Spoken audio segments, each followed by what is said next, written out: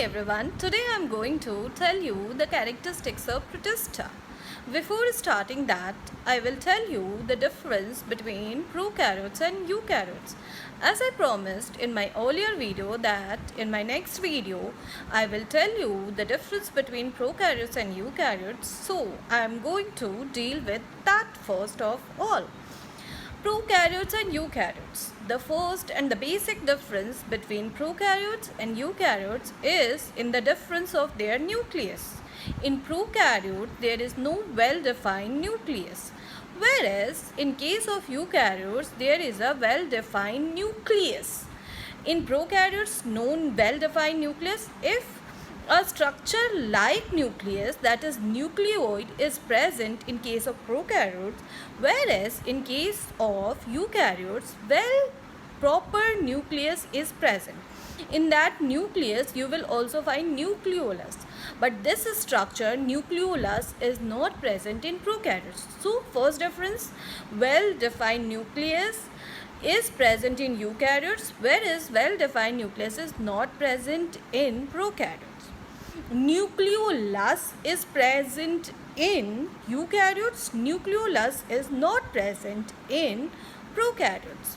Second difference, the organelles which are present in prokaryotes are either absent or they are not membrane bound, right? In prokaryotes, either organelles, cell organelles are absent, or if they are present, they are not membrane bound, whereas in case of eukaryotes, cell organelles are placed properly and they are membrane bound.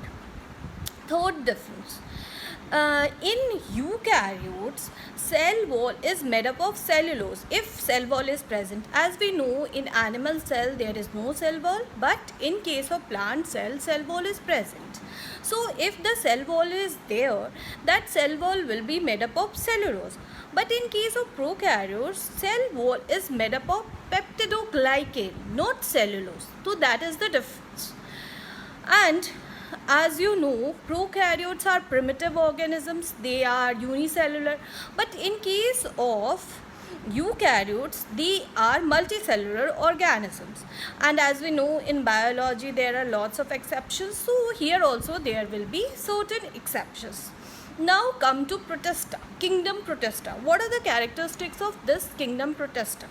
Now, the organization level or the animals are developing, means they are developing, means hierarchy is going to a complicated structure. So in place of prokaryotes, they will be eukaryotes. So first characteristic of kingdom Protista is that they are eukaryotes and not prokaryotes, right? Then they will have locomotory organs like flagella, cilia, like that, and pseudopodia also, as in case of amoeba, right? So you can also remember certain examples of Protista. Examples of Protista are, first one is amoeba, then Paramecium euglena, means small organisms in which development has just started.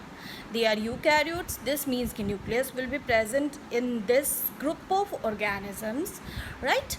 And then they will have locomotory organs which have started developing. They are unicellular, but certain organisms are also present in this group which are multicellular. For example, kelp, K-E-L-P, kelp.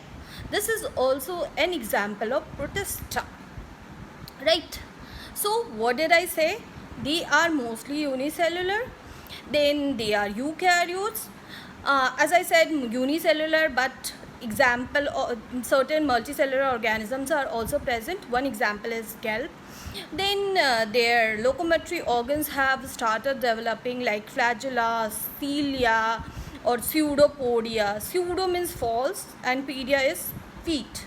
So amoeba's locomotory organ is pseudopodia, means it develops a feet-like structure that is called as pseudopodia, right? Now the third characteristics, or maybe fourth characteristics, here also the mode of reproduction is asexual, as was in the earlier kingdom, that is monad.